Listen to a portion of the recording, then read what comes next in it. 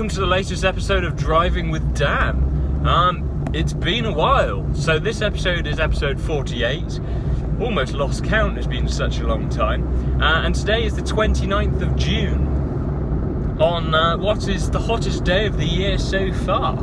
It's meant to be about 31 degrees today, which is quite warm, and I'm feeling it. It's definitely warm. It's only about midday at the moment, so not quite reached the peak temperature, but it's warm. It's got some heat, and that means it's got the air conditioning on the C1, and that you can feel it. You know, there's a noticeable lack of power just due to the air conditioning on the motor.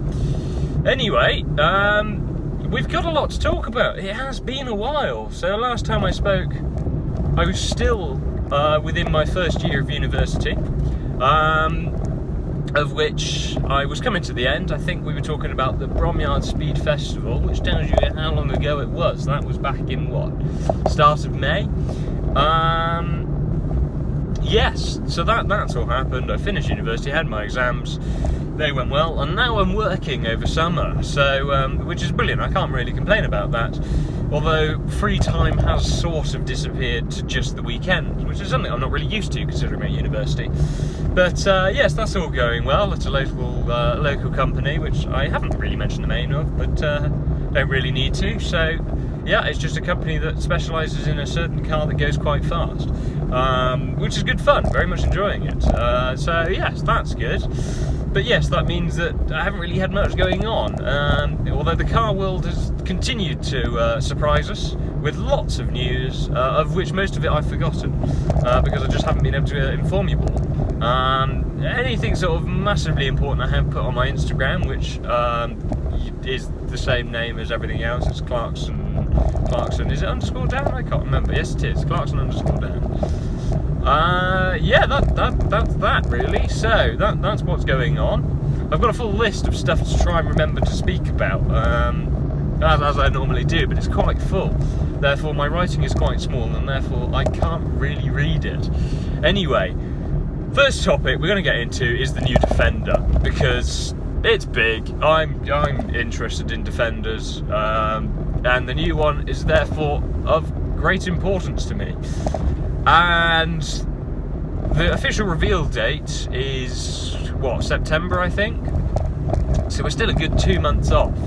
But there are many a leak, because so many people are interested, which is good to hear. And so the first leak, I think, recently, is that of a picture from the dashboard of the Defender, which has a little graphic, and which you can see a few details.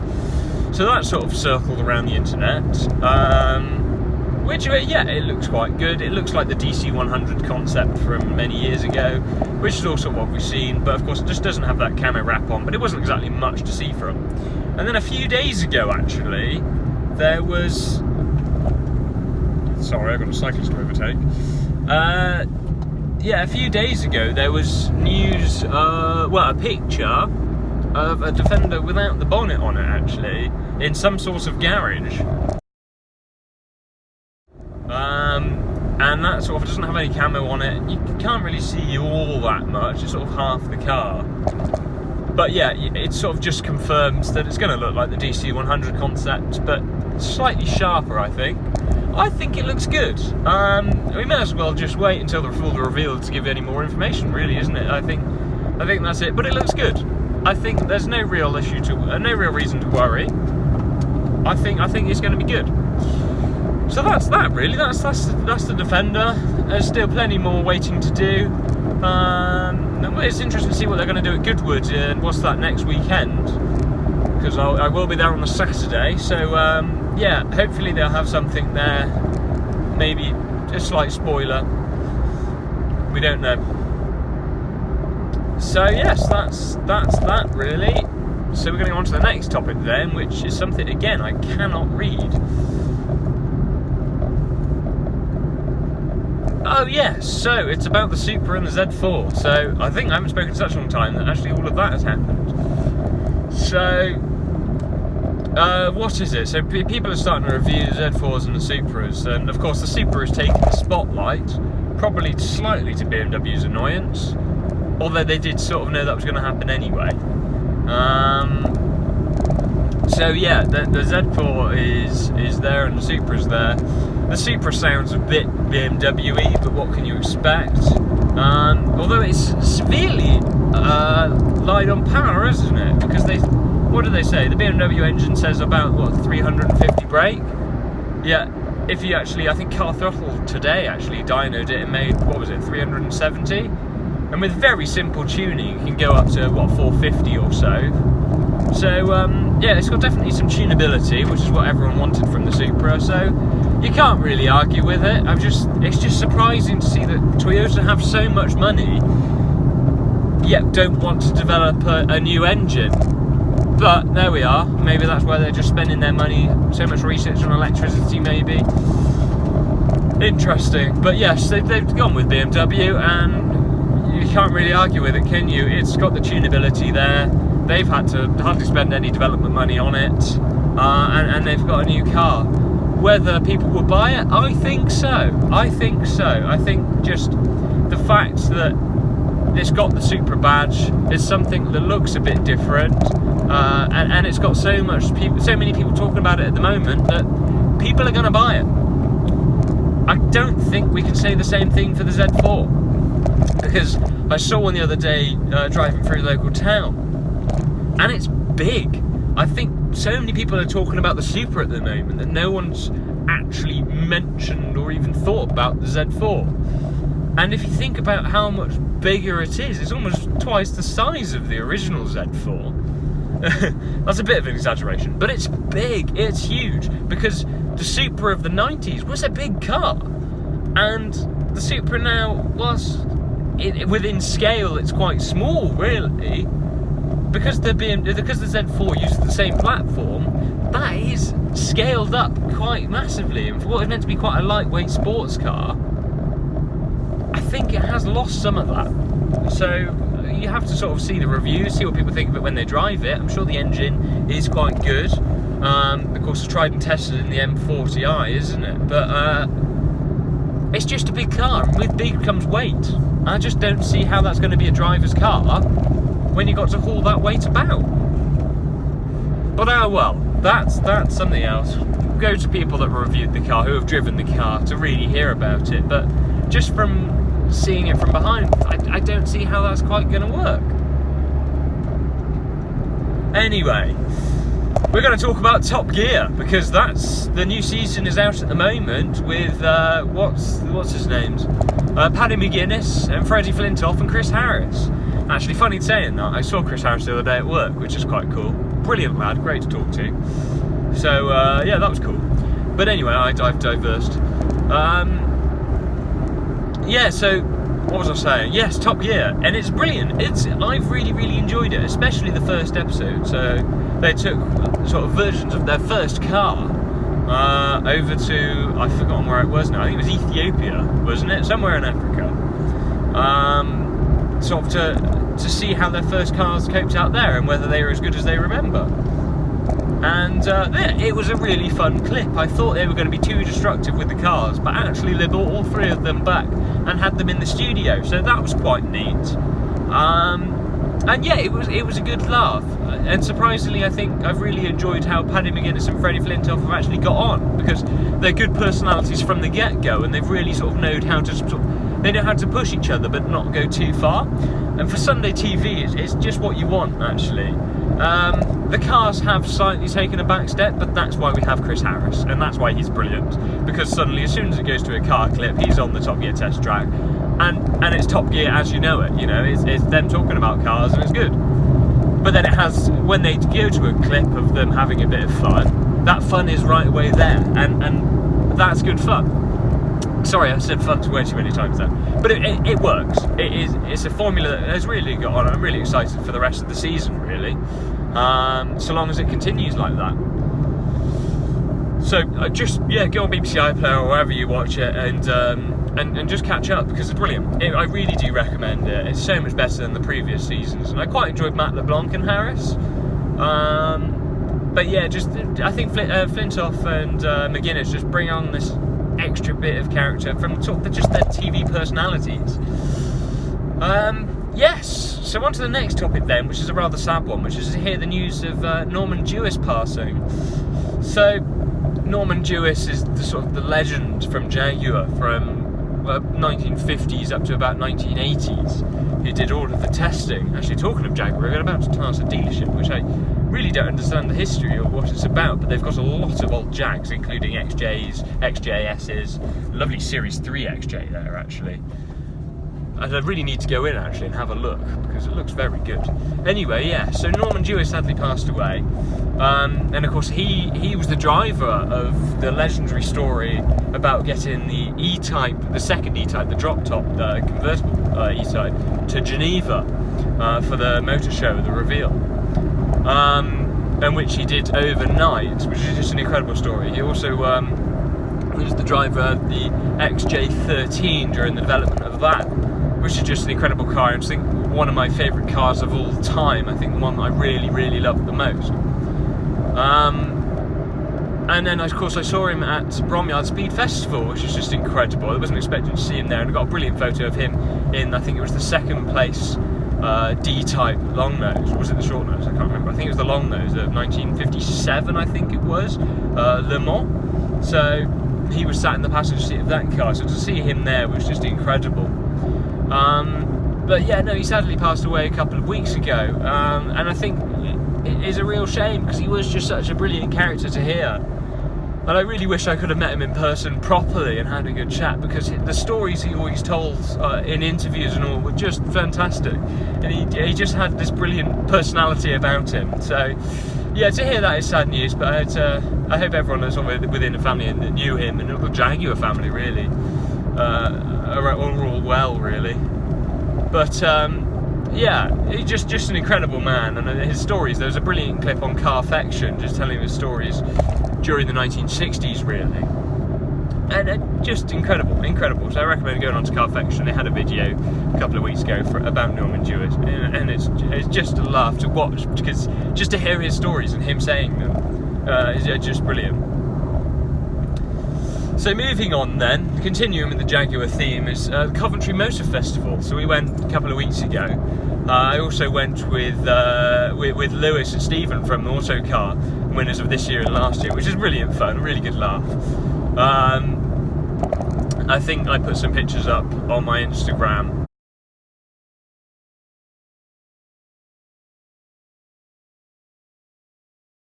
From there.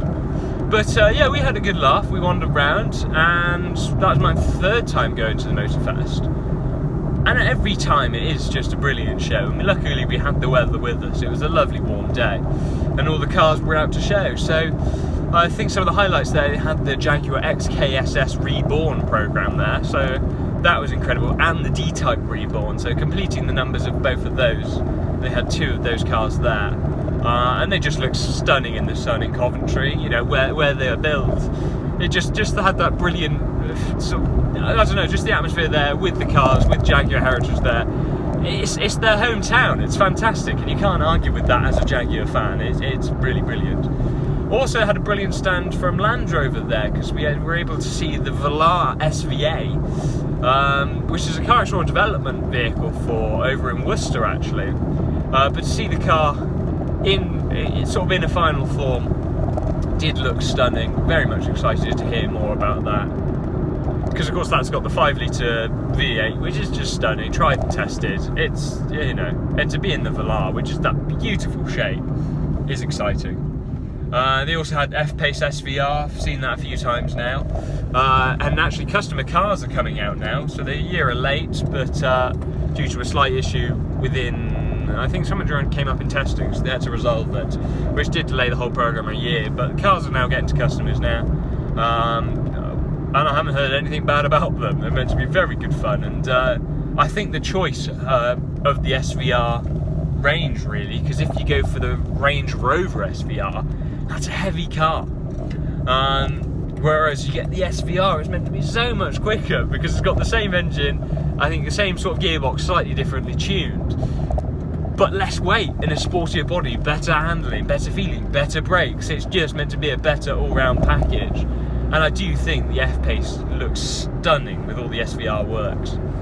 So, sorry, I got slightly off track, but yeah, that was all at Coventry Motor Fest. What else has happened? Yeah, they had sort of just everything, sort of the normal really there within the city centre. Always a brilliant event, so if you ever get the opportunity, I do recommend it. They also had the Citroen Centenary, wasn't it? So they had a very large number of Citroens driving through, which actually I largely missed somehow. I didn't seem to see them. But oh well, it was a brilliant event, and of course we'll be going again in the future because it's just incredible. Yes, so at the moment then, there are news of the new Mini GP at Nürburgring testing. So it's still in development phases, and I read recently, I think it was on the Autocar app, that it is rumoured to be running 30 seconds faster than the previous version, and they're still in development, so it's not a finished car. So 30 seconds is huge around the Nürburgring. I can't remember what the time was. It was a 7-minute something, that means then, if they're 30 seconds faster. So that car is going to be extraordinary, and it just looks fantastic. Have a look at the picture.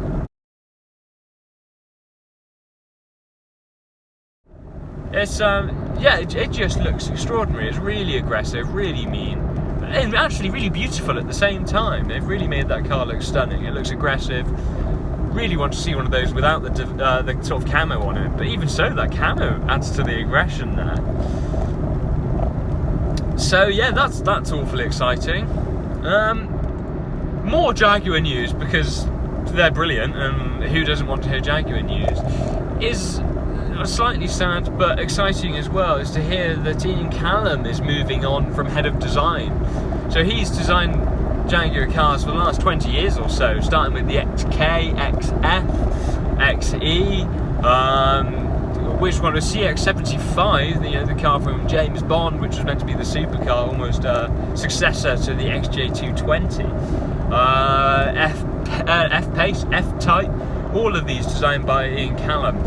He's decided that he decided to move on, really. He's been there for 20 years and wanted to do something a little bit different. I don't know if he's still within Jaguar or whether he's fully left Jaguar, but yeah, he just decided that it was time to do something different, which is fair enough after 20 years, after some incredible work that he has done. But yes, I think the last car we're going to see of his work really is going to be the XJ, which is going to be all electric, which is going to have similar styling cues to his I-Pace. So that's going to be coming up very soon, and also going to be very, very exciting, because the XJ is needing an update, really, isn't it? After the, what was it, XJ50 sort of was the end of that, about the decade of XJ that we've seen. So to get a refresh of that is going to be exciting, and that's going to sort of pretty much, I think, be almost it for Ian Callum's sort of design. And it's going to be exciting to see where it goes from here, but the way he's turned around the company and the image of the company just with his designs has been brilliant, and it's really what's caught me into Jaguar. Sort of seeing things like the XK is what brought me into the brand, and sort of going, yeah, that's exciting. So yeah, interesting to see what he's going to do in the future. I'm certainly going to be following him for more. And if you want to see more, I guess it's on his Instagram. What's it? Is Callum, I think is his tag on there. So yeah, awfully exciting. What else is going on? So next week then, I mentioned it earlier, it is Goodwood Festival of Speed. I'm trying to think what's going to be happening now. I don't really know what's going to be there. I think the same as normal, really. You know, it's hard to bring along all new cars every time, but it's always such a good event. Hopefully the weather's a bit cooler than it is today, but not raining. I hope it's dry. And yeah, we'll be there. If you see me, say hello. I'm sure there are more famous people to speak to, but I will be there on the Saturday, so very much looking forward to that. It always is an absolute joy to walk around, possibly taking some photos, of which I will show you, hopefully in a future video, which hopefully it won't be 2 months after the Goodwood Festival of Speed, but yeah, all exciting times. Anyway, that's pretty much it. That's everything to speak about. This has been an awfully long video. I'm sure there are many things which I've missed out, and I'll be annoyed at myself about forgetting. But at the moment, that's all I can think of. So, thank you very much for watching. I hope you've enjoyed this rather long video, but we've had a lot to catch up on, and I will be back shortly and hopefully back to regular content. I just sort of haven't found the time really, but yeah, I'll try and find the time. So thank you very much for watching. I hope to see you soon and be back with new content. I hope everything's all well with you all about 10 viewers. Yes, thank you very much for watching. I will see you shortly. Farewell. Bye bye.